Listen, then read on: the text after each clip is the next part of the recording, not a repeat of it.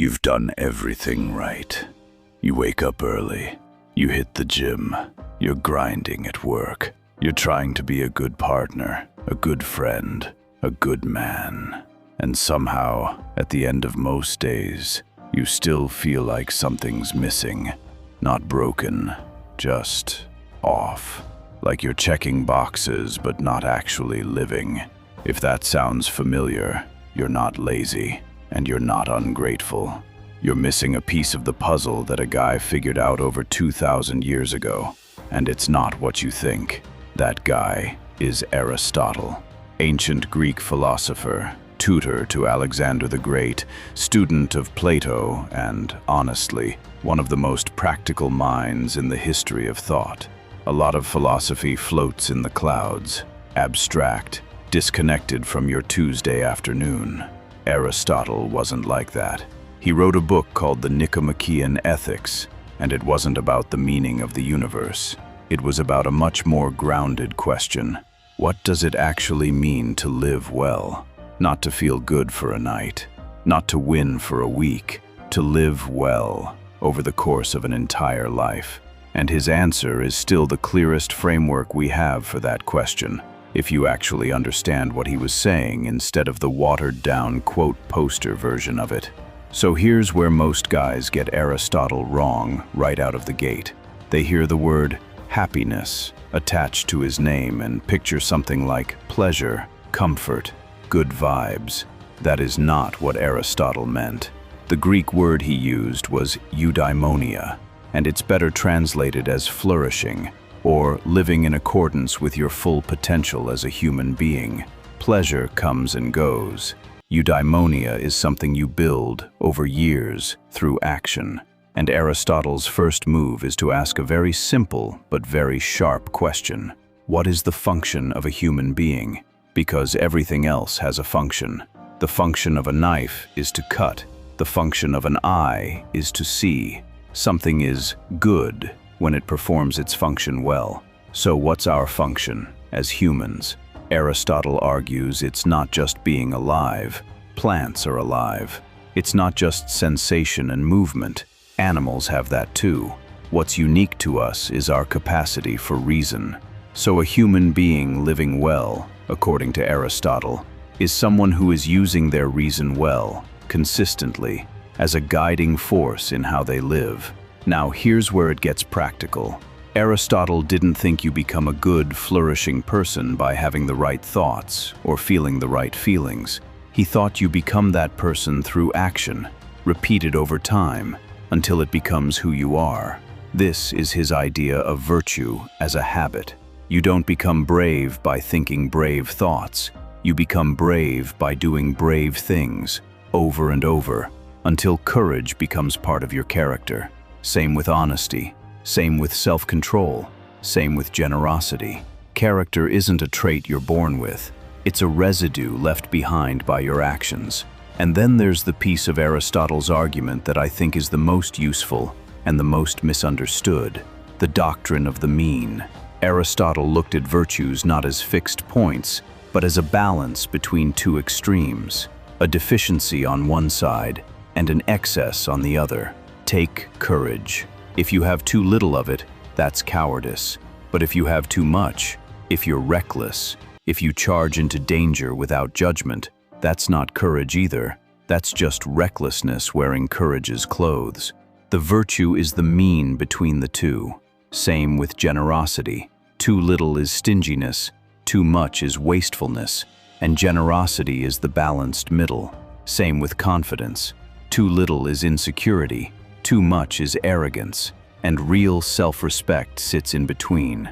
But, and this is the part people skip, Aristotle was clear that the mean is not a mathematical midpoint. It's not just do the average thing. It's a mean relative to you, relative to the situation, worked out through judgment. And that judgment has a name too, phronesis, practical wisdom. This is the skill of knowing what the right action actually looks like in this specific moment, for this specific person, in this specific context. It's not a rule book. It's closer to a craft you develop, the same way a carpenter develops an eye for good work, through practice, through mistakes, through experience. So put it together, and Aristotle's formula looks like this. You flourish, you live well, when you consistently use your reason to act with virtue, which is a balanced, situationally wise middle ground between deficiency and excess. And you do this so often, over such a long stretch of time, that it becomes your character, not a performance, not a mood, who you actually are. Let's bring this down to your actual life. Think about confidence, since that's probably the one most guys wrestle with. On one end, you've got the guy who shrinks, who doesn't speak up in the meeting, doesn't approach the person he's interested in, doesn't advocate for the raise he's earned. That's the deficiency. Aristotle would say that's not humility. That's just a failure of courage dressed up as modesty. On the other end, you've got the guy overcorrecting, the loud one, the one talking over everyone, the one who mistakes volume for value. That's the excess. And a lot of self-improvement content today is actually just pushing guys from one extreme straight into the other, from timid to arrogant, from passive to aggressive. That's not growth, by Aristotle's definition. That's just trading one imbalance for another. Real confidence, the virtue itself, looks like a guy who speaks clearly because he's thought it through, who takes up space because he's earned the right to, who can sit in a room and not need to dominate it to feel secure.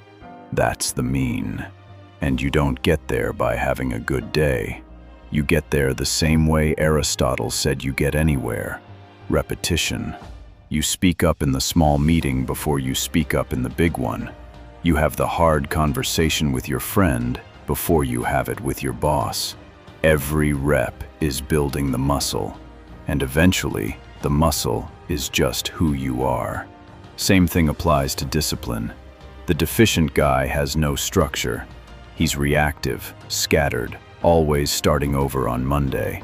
The excessive guy is rigid to the point of misery, punishing himself for missing one workout, treating his own life like a prison sentence. The virtue is the guy who has structure that serves him, discipline that's firm but has room to breathe. That's not a personality type. That's a skill you build through phronesis, through paying attention to what actually works for your life and adjusting. Here's where I want to push back on how this idea usually gets used online. A lot of become a stoic, become a philosopher king content treats virtue like a costume. Like if you just adopt the right posture, the right morning routine, the right 5-word mantra, you're suddenly a man of character. Aristotle would have hated that. He was explicit that virtue isn't a one-time decision or a personality you perform for other people.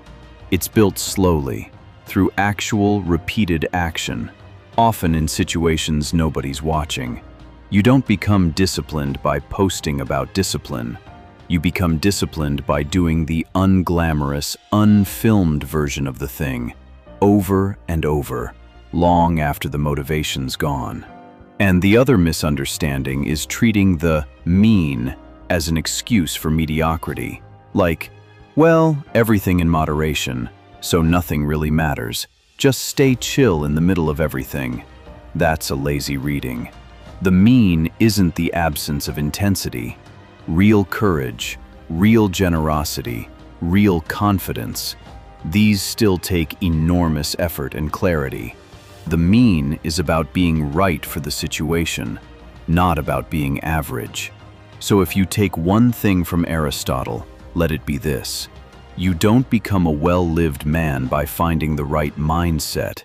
You become one by repeating the right actions until they become your nature. If that clicked for you and you want more of this, real philosophy, actually explained, actually applied to your life, Stick around. There's more where this came from.